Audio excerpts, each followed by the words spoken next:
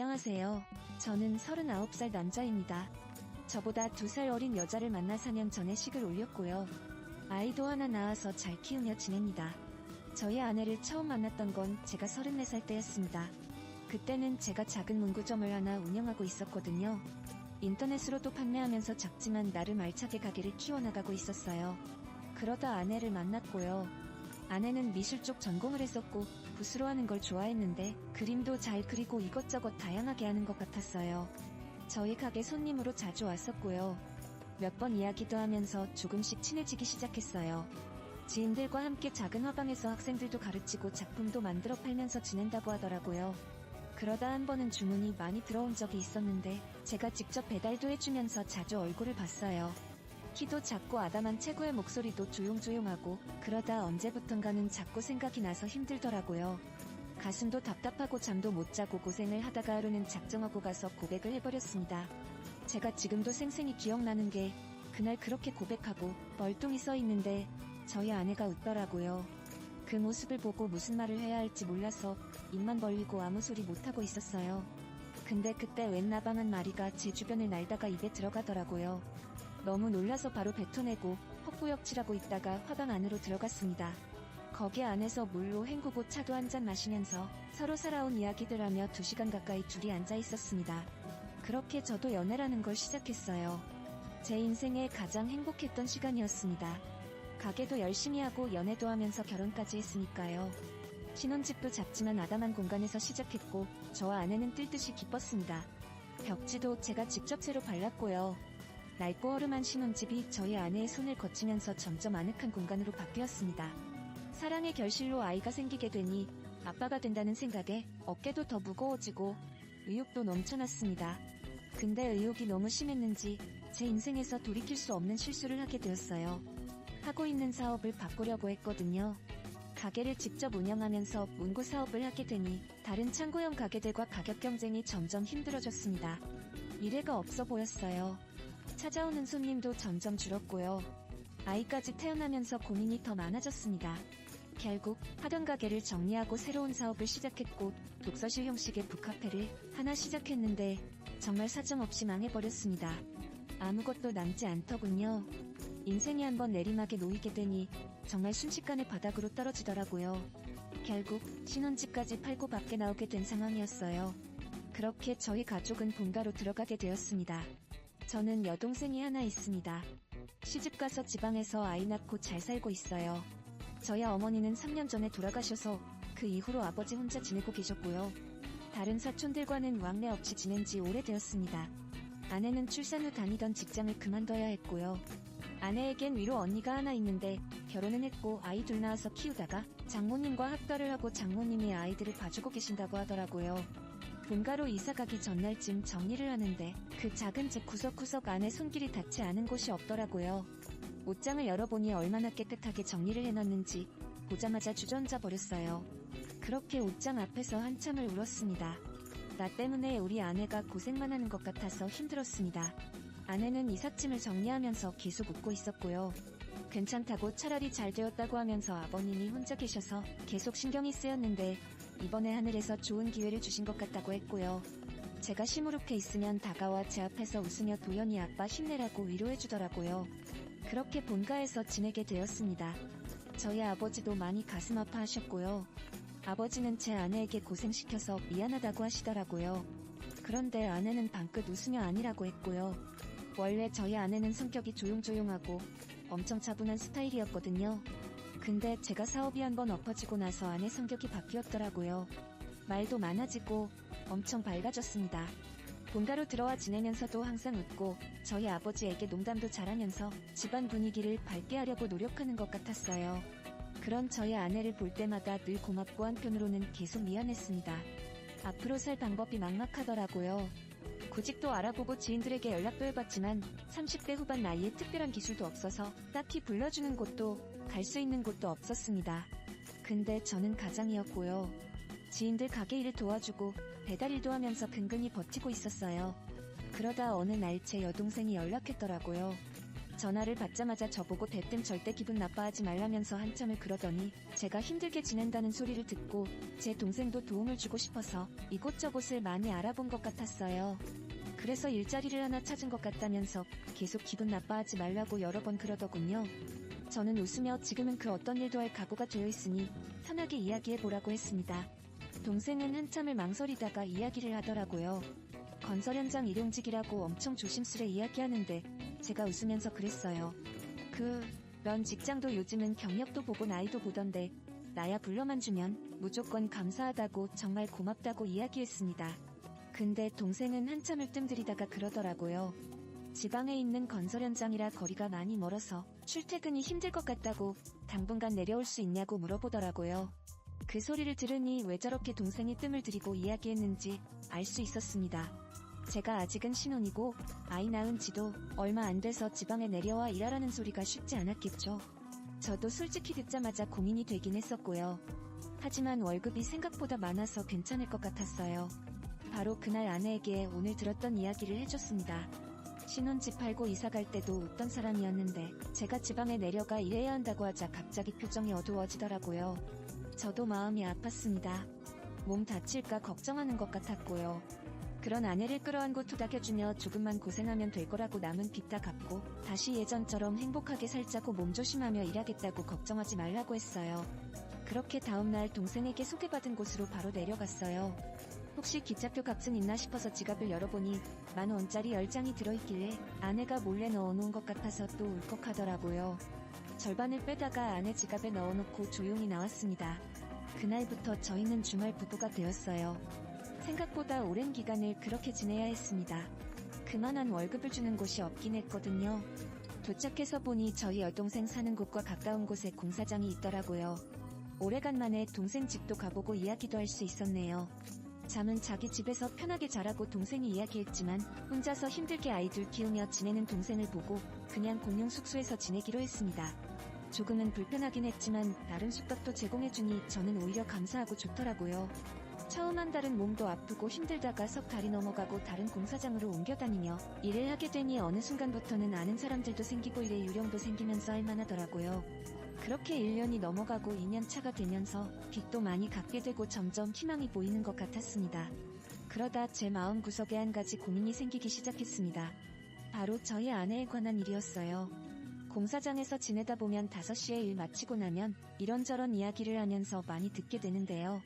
제가 돈 벌어다가 제가 쓸 최소한의 돈만 남기고 빚 갚고 생활비로 다 보냈거든요.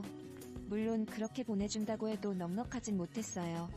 그래서 제가 돈 없이 지내도 정말 괜찮았습니다. 근데 공사장에서 사람들과 친해지면서 이런저런 이야기를 듣게 되는데요. 어느 날은 저보고 돈 벌어다가 싹 다 집에다가 보내주냐고 물어보더군요. 그래서 아내가 혼자 애 키우며 아버지까지 모셔서 그렇게 보내줘도 턱없이 부족하다고 웃으면서 이야기했어요.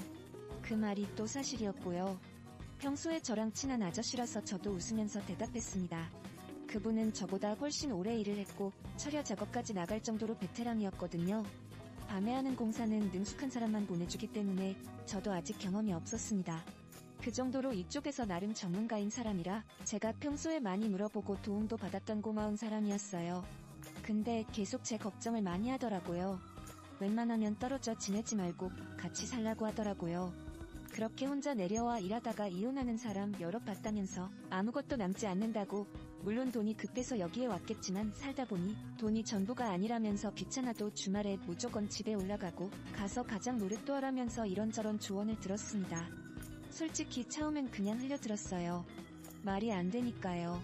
제 아내를 잘 몰라서 하는 소리라고 생각했습니다. 그러다 언제부턴가 아내에게 연락이 잘 안 되더라고요. 낮에 아내와 연락하기가 힘들 정도였습니다. 나중에 연락을 받으면 항상 아버님하고 같이 있어서 전화를 못 받았다고 미안하다고 했고요.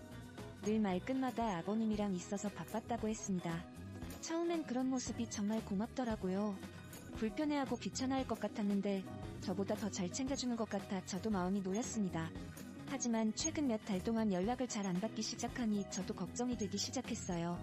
그래서 아버지에게 연락을 드려서 어제 몇 시쯤에 뭐하고 계셨냐고 물어보니 며느리랑 있었다고 하시더라고요. 괜찮겠지 아니겠지 하면서 지내다가도 갑자기 너무 걱정되고 그러다 전화를 하거든요. 근데 제 전화를 받는 아내의 목소리가 뭔가 깜짝 놀라는 듯한 느낌이었습니다. 안녕하세요.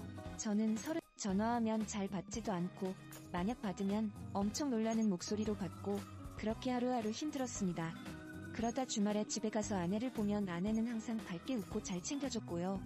그냥 아니겠지, 내가 예민해서 그러겠지 하며 애써 덮어놓고 저도 같이 웃다가 다시 공사장으로 내려왔습니다. 그렇게 지내다가 비가 오던 어느 날 그동안의 모든 상황을 알게 되었어요. 그날은 제가 저녁에 일과를 마치고 장례식장에 가야 하는 상황이었습니다. 다음날 일이 있어서 가서 인사만 하고 밤에 다시 내려와야 했고요. 아주 오래 알던 지인이라서 꼭 가야 했어요. 가져온 양복도 없어서 빌려다가 입고 급하게 올라갔습니다. 도착해보니 예전에 알던 지인들도 많이 와 있더라고요. 그렇게 만나니 반갑기도 하고 서로 사는 이야기하느라 정신없이 지났습니다. 그래도 막차 끊기기 전에 빨리 돌아가야 해서 서둘러 일어났는데 밖에 나와보니 비가 억수같이 내리더라고요. 그래서 바로 사무실 지인에게 연락해서 거기도 비가 오냐고 내일 일거리 있냐고 물었어요. 원래 비 오는 날은 아침부터 막걸리 마시는 날이라 이렇게 비가 많이 오면 일거리가 없을 것 같았어요. 역시나 내일 힘들 것 같다고 하더군요. 그래서 장례식장에 더 남아있기로 했습니다. 본가 근처 장례식장이라 여기서 밤새고 내일 오전에 집에 가서 좀 쉬었다가 다시 내려가려고 했어요. 그렇게 오랜만에 만난 사람들과 예전 이야기도 하고 울고 웃으면서 아침까지 시간을 보냈습니다. 아침이 돼서 저도 지인들과 밖으로 나왔어요. 아침 식사까지 거기서 하긴 눈치가 보여서 그냥 근처 국밥집에서 간단하게 먹고 들어가자고 했어요. 식사를 마치고 지인들과 인사도 하고 나왔거든요. 슬슬 집에 들어가려고 버스 정류장으로 갔습니다. 근데 멀리서 엄청 익숙한 얼굴이 보이더라고요. 저희 아내였습니다. 그 뒤에는 아버지가 함께 계셨고요. 아내는 팔짱까지 끼며 웃고 있었고 아버지도 엄청 행복한 얼굴이셨어요. 위치를 보니 병원에서 나오는 것 같았습니다. 무슨 종이를 들고 있었고요. 누가 아픈가? 병문 안으로 온 건가? 한참 궁금해하고 있는데 횡단보도를 건너서 바로 약국으로 들어가더라고요. 그리고는 얼마 뒤 아내가 어떤 봉지를 들고 나오는데 약봉지가 잔뜩 들어있는 것 같았습니다. 그래서 저는 바로 휴대폰을 들고 아내에게 전화를 걸었어요. 거리가 멀어서 소리 지르기도 그렇고 달려가기에는 비가 많이 오던 상황이라 힘들었거든요. 근데 아내가 핸드폰을 꺼내서 힐끔 보더니 다시 주머니에 넣는 겁니다. 그 모습을 보고 다시 전화를 걸었어요. 근데 이번에는 아예 꺼내지도 않고 무시하더라고요. 그때 순간적으로 제가 뭔가 엄청난 걸 놓치고 있다는 생각이 들었습니다. 아내와 아버지는 버스를 타고 가버렸고 저도 바로 버스 정류장으로 가서 버스를 탔어요. 그렇게 거의 집에 다 도착했을 때 아내에게 전화가 오더군요. 바빠서 받지 못했다고 하면서 저보고 무슨 일이냐고 물어봤습니다. 그래서 제가 무슨 일 때문에 바빴냐고 묻자 아내는 이번에도 아버님하고 같이 있어서 그랬다고 미안하다고 넘기더라고요. 그렇게 통화를 하면서 저는 집 앞에 도착했고 현관문을 열었습니다. 제가 양복 차림으로 들어오자 아내가 엄청 놀라는 것 같았어요. 무슨 일이냐고 하면서 달려오더군요. 장례식장 다녀오는 길이라고 이야기했습니다. 저는 곧바로 아까 뭐 때문에 바빴냐고 물어봤어요. 아내는 잠시 멈칫하다가 산책 겸 아버님과 함께 아이 데려다주고 왔다고 하더라고요. 그래서 제가 어린이집만 다녀왔냐고 재차 물어봤습니다. 아내는 웃으며 그럼 어딜 또 가겠냐고 하더군요. 옷도 갈아입지 않고 제가 왔다 갔다 하자 아내가 뭘 찾고 있냐고 물어보더라고요. 정말 도저히 찾을 수가 없어서 그냥 대놓고 물어봤어요. 아까 받아온 약봉지 어디 있어? 주방에서 바쁘게 음식하고 있던 아내가 갑자기 멈추더니 가만히 서 있었습니다. 저는 그런 아내에게 다가가며 아까 약국에서 나오는 걸 내가 봤는데 대체 무슨 약이길래 나에게 숨기냐고 물었어요. 아내는 아무 대답도 하지 않고 가만히 서 있었습니다. 결국 아내 옆으로 더 가까이 다가가서 얼굴을 봤는데 아내는 아무 말도 하지 않고 울고 있더라고요. 제 사업이 망했을 때도 울지 않던 사람이었는데 저는 덜컥 겁이 나서 아내 어깨를 붙잡고 다시 물어봤어요. 대체 뭘 숨기고 있던 거냐고 무슨 약이냐고 했습니다. 아내는 갑자기 방으로 들어가더니 제가 들어오자 문을 닫아버리더군요. 아버님이 절대 이야기하지 말라고 하셔서 어쩔 수 없었다고 하더니 옷장 구석에 있던 가방에서 약봉지를 꺼내 저에게 보여줬습니다. 그때 처음으로 저희 아버지가 아프시다는 이야기를 들었어요. 폐암이라네요. 수술이 힘들어 완화 치료만 하고 있다고 아내가 펑펑 울며 힘겹게 이야기하더라고요. 저는 순간 아무 생각도 나지 않았습니다. 이걸 왜 지금까지 알리지 않았냐고 물어봤어요.